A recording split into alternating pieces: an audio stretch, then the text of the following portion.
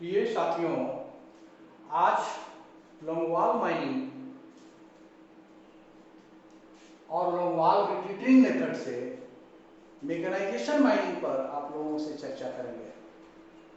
सर्वप्रथम लोंगवाल माइनिंग के लिए जो बेसिक प्रिंसिपल है, दो long heading approximate 1.2 kilometre long apart from 150 metre, ये दो लंबा हेडिंग है। ये यहां से लेकर यहां तक ये दो लंबा हेडिंग जो 1.2 किलोमीटर लंबा ड्राइव करते हैं। एक हेडिंग ये है, एक हेडिंग ये है, दोनों के बीच की दूरी है 150 मीटर। ये ऑप्टिमम है, 150 मीटर फेस की चौड़ाई रखा जाता है और लंबा 1.2 किलोमीटर। लॉन्ग हेडिंग ड्राइव करने के लिए road header, didn't header, road header, didn't header हम इस्तेमाल करते हैं। ये लॉन्ग हेडिंग ड्राइविंग ये लोंगवाल वर्किंग का डेवलपमेंट पार्ट है। जब ये डेवलप कर लेते हैं तो दोनों हेडिंग को हम 5 मीटर चौड़ा गैलरी से ज्वाइन करते हैं। ज्वाइन करने के बाद इसमें मशीनरी बैठाते हैं।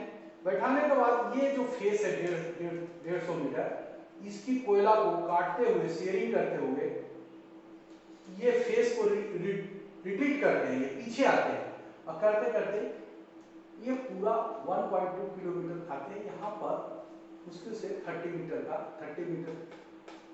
बैरियर छोड़ देते हैं और अगेन फिर इसी तरह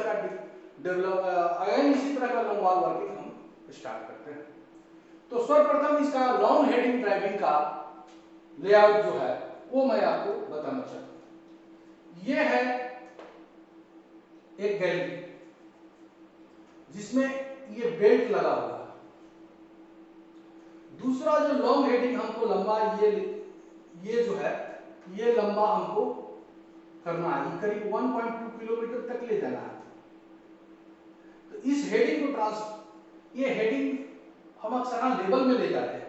तो ये लेवल में है, बहुत डेप्थ के बाद हो सकता है, तो इसमें पानी भी हो सकता है। तो इस मशीन को बैठाने के लिए पहले हम शुरू से स्टार्ट करते हैं।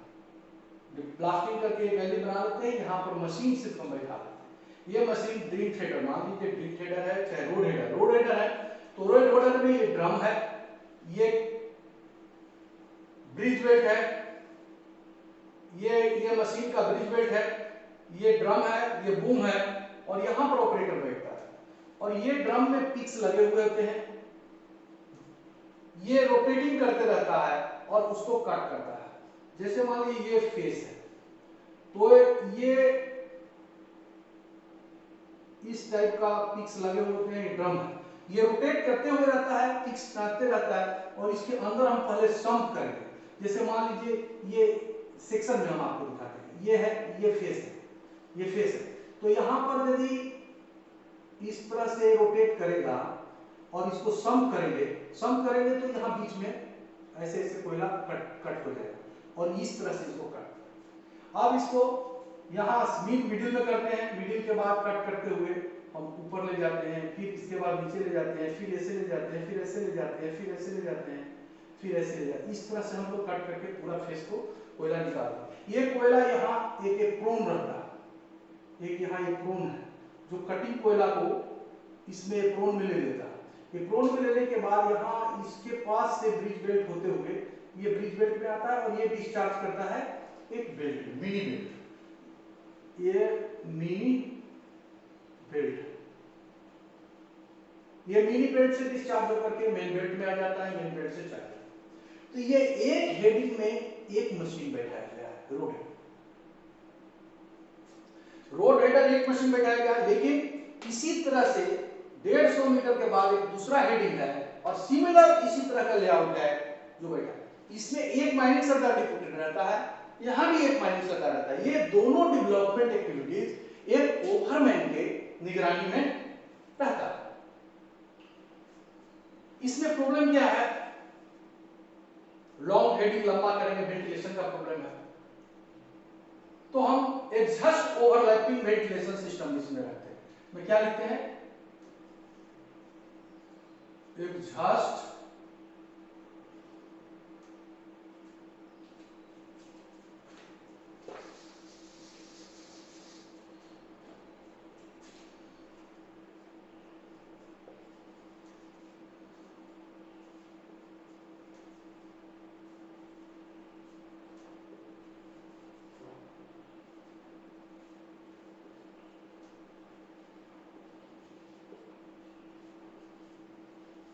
Exhaust overlapping system of ventilation. ये क्या है,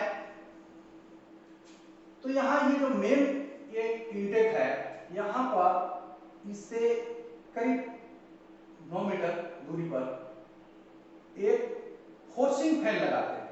ये फोर्सिंग फैन है, फोर्सिंग फैन लगाते हैं, ये डक्ट के थ्रू ये लंबा जाते रहता है, फेस में जाता है। फेस में 4.5 मीटर के अंदर ये हवा को ये करता है। यदि बहुत लंबा हो जाता है तो इसमें डुअल फोर्सिंग फैन, इसमें और इन करते हैं, सीरीज में लगाते हैं, और ये हवा यहाँ आता है। हवा आने के बाद इससे हम यहाँ पर एक एग्जॉस्ट फैन लगाते हैं। ये एग्जॉस्ट फैन कि इस हवा को वेंटिलेट करेगा। ये ड्रम चलने, ये रोड हेडर चलने के बाद जो फेस में कटिंग होगी तो धूल, मॉइस्चर, गैस, ये सब को ये टांग करके इधर फेंक देगा, और यहाँ एग्जॉस्ट फिल्टर भी लगा होता है इसमें, और इस तरह से फिल्टर होकर के यहाँ पर ये एग्जॉस्ट होकर के निकल जाता है। तो इस तरह से लॉन्ग हेडिंग का वेंटिलेशन का व्यवस्था रहता है। ये जैसे जैसे आता है इसका डक्ट बढ़ा करके आगे हम बढ़ाते हैं। ये बेल्ट का एक्सटेंशन यहाँ भी करते हैं। ये जो मिनी बेल्ट है, इस बेल्ट का जैसे जैसे आगे बढ़ेगा फेस एक्सटेंशन करेंगे। इस तरह से हम सर्वप्रथम 1.2 किलोमीटर लॉन्ग हेडिंग ड्राइव कर लेते हैं। दूसरा लॉन्ग हेडिंग भी इसी तरह से ड्राइव कर लेते हैं। अब मैं लॉन्ग वाल लेआउट कराता हूँ। ये हुआ। अब इसमें जो डेवलपमेंट हम रोड हेडर में दिखाया है, तो ये लंबा है। यदि वाटरी है तो 10 डिग्री के एंगल पर एक सम्प बनाते हैं, और यहाँ पर एक पंप होता है, फेस पंप, वो पानी को फेंक देता है और 10 डिग्री के एंगल पर एक डीप करके ग्रेडियंट करके 1 in 4.5 ग्रेडियंट करके ये ग्रेडियंट रहता है, तो ये सम्प बन जाता है, मेन सम्प, और यहाँ पर पंप के द्वारा हम पानी निकालते हैं। तो ये हुआ हमारा डेवलपमेंट ऑफ लॉन्ग वाल। अब आते हैं डिपिलिंग ऑफ लॉन्ग वाल। ये 2 मेथड से होता है, एडवांसिंग और रिट्रीटिंग, लेकिन ज्यादा पॉपुलर रिट्रीटिंग है, तो मैं आपको लॉन्ग वाल रिट्रीटिंग लेआउट है इसको दिखा दूं। लेआउट में सर्वप्रथम एक मेन गेट है। इस मेन गेट पर फर्स्ट जो बॉटम गेट है, बॉटम गेटवे रोड पे है, ये है, और दूसरा बॉटम टॉप गेटवे रोड है जो नीचे है। अब इसमें ये 1.2 किलोमीटर लंबा और इसको 5 मीटर चौड़ा ज्वाइन कर दिए, और इधर से टॉप गेट ये है निकला। यहां पर 2 डोर होता है, डोर 1 2 है डोर, ये डोर लगा हुआ। डोर के बीच से ये बेल्ट जाने का, ये बेल्ट है मेन बेल्ट, ये है main belt, 5 number main belt. तो बेल्ट निकालने का रास्ता ये डोर है। डोर जब बंद है तो इधर से हवा आया तो बॉटम गेट से गया, और बॉटम गेट से जाते हुए लंगवाल फेस से होते हुए, लंगवाल फेस से होते हुए, ये लंगवाल फेस से होते हुए टॉप गेट में गया, टॉप गेट से निकल करके ये वेंटिलेशन सर्किट। अब आपका मैकेनाइजेशन, ये सब जो लेआउट है उसको मैं कर सकता हूं। सर्वप्रथम ये 150 मीटर का जो फेस है, इसका डायरेक्शन ऑफ फेस एडवांस इस साइड में, इधर से रिट्रीट करते हुए जाते हैं, रिट्रीटिंग है, लंगवाल रिट्रीटिंग। तो ये डायरेक्शन है। इस फेस में देख रहे हैं 1.5 मीटर का पेन है, और पेन का बना हुआ 1 number armoured face conveyor, armoured face conveyor 1 number armoured face conveyor, ये आर्मर्ड फेस कन्वेयर है। ये फेस कन्वेयर यहाँ फेस के सटा हुआ बैठा है। इसके इसी पर कोयला जब कट के गिरता है तो ये कोयला कहाँ डिस्चार्ज करता है, SDL 2 नंबर जो है STL, स्टेज लोडर इसको बोलते हैं, स्टेज। ये छोटा सा होता है, ये जस्ट एएफसी जैसा लेकिन फिक्स होता है। ये फ्लेक्सिबल है, आर्मर्ड फेस का ये आर्म हो सकता है, झुक बेंड हो सकता है, लेकिन ये बेंड नहीं हो, ये फिक्स है। तो ये स्टील में जाता है और स्टील इसको बेल्ट में डिस्चार्ज करता है, ये बेल्ट है। तीसरा आता है गेट बेल्ट, ठीक है। ये गेट बेल्ट है 800 mm चौड़ी है। बाद में जाकर के ये दूसरे बेल्ट पर, मेन बेल्ट पर डिस्चार्ज करता है, जो हो सकता है 900 mm हो, 1000 mm हो। इस तरह से ट्रांसपोर्टिंग हमको सेंट्रल कन्वेयिंग सिस्टम में चला जाता है। अब इस फेस में एएफसी बैठाते हैं, बैठाने के बाद अब हम इसमें पावर सपोर्ट लगाते हैं। एक पावर सपोर्ट, फर्स्ट ये बेस है, ये कैनोपी है, first power support, second power support, third power support. इस तरह से यदि 150 मीटर का लंबा फेस है तो ये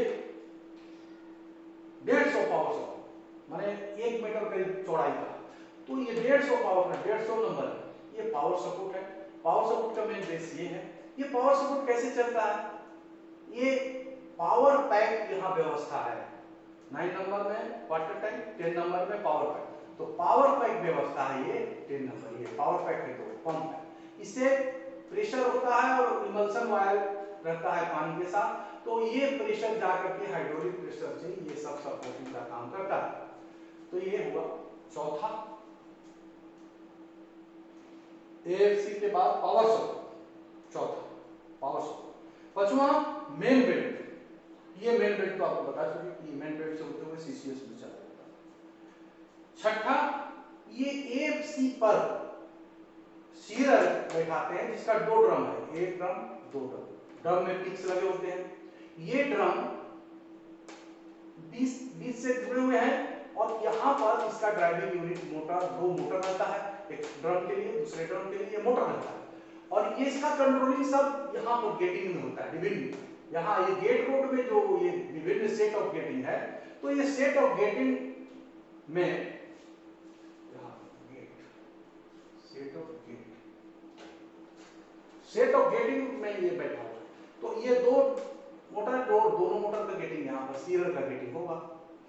अब इसके बाद आइए ट्रैक लाइन दोनों में रहता है। एक ट्रैक लाइन है जो ये सेट ऑफ गेटिंग है, ये ट्रांसफार्मर है, इसको रखते हैं और इसको धीरे धीरे रिट्रीट कर रहा है। तो ये सब लाइन पर इसलिए रखा रहता है कि व्हील के थ्रू ये लाइन को इजीली शिफ्ट किया जा सके। इसको पावर पैक लगा करके और रैंप पुशर को सेट करते हैं, उसको पहले निकालते हैं, फिर उसको श्रिंक करते हैं। श्रिंक करने के बाद धीरे धीरे एंकर ड्रॉप दे करके इसको हम शिफ्टिंग करते चले जाते हैं रिट्रीटिंग के समय। अब नेक्स्ट सेट ऑफ गेटिंग में क्या क्या है? तो जो मशीनरी हम यूज कर रहे हैं उसी के मोटर का गेटिंग है, तो हम आपको बताते हैं। एएफसी में 2 मोटर है, टॉप गेट में मोटर है, एक बॉटम गेट में मोटर है, तो ये दोनों का गेटिंग यहां पर है।